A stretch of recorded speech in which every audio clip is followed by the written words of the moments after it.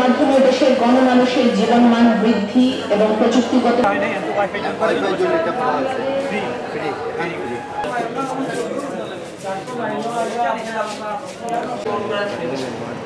এবং সেটা এই তথ্য প্রযুক্তির সেইটা নিয়ে আমরা হাজির হয়েছি।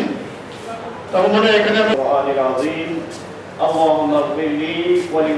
গান্ধী আজকে থেকে যতদিন আগে এই একটা প্রযুক্তি সম্পর্কে উপলব্ধিটা মহোদয় নিয়ে যেতে পারি। আমাদের যে কম্পিউটারের মাধ্যমে সমস্ত জ্ঞান এখন আহরণ করা যায়।